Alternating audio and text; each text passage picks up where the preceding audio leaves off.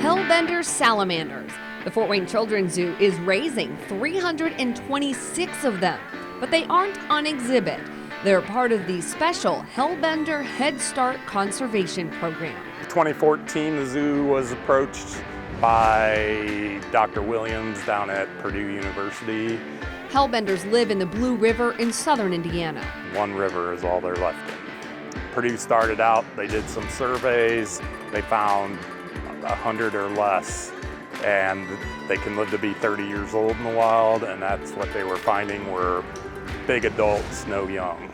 So, and the adults may have been spaced so far apart that they didn't come in contact with each other, so there was probably not much breeding going on. Hellbenders are state endangered, but not federally endangered. Purdue, the Indiana Department of Natural Resources, and 3 zoos, including Fort Wayne, stepped up to change that. Purdue will find eggs in the wild, then bring them to Fort Wayne, and the zoo will hatch them and raise them. Then grow them up to a certain size, and then they get released into the wild. It takes several years to grow them big enough to be released. The Fort Wayne Zoo's already released 59 Hellbenders back to the Blue River. Well, you get to see where they come from, and that brown color is the exact color of the bottom of the river, so you can see that they're totally camouflaged on the bottom and hard to see. So they're a predator, but they're also prey. So, camouflage is important to them. Hellbenders are the largest salamander in North America.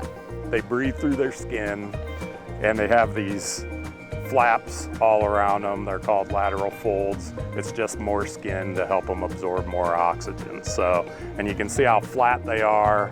So they live mostly under rocks and crevices, whatever they can get into, and they're mainly nocturnal. The Hellbenders in the Fort Wayne Zoo arrived as eggs last September. They hatched in October or November. The zoo is also part of a growth study at Purdue. 100 of the Hellbenders are in special tanks to track their progress as they grow up to return to the river.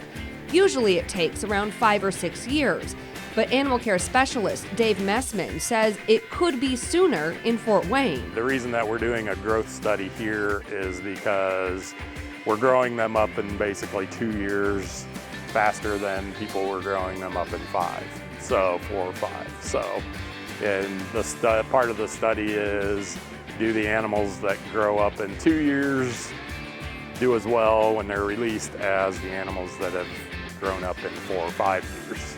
The keepers check their water and feed them every day.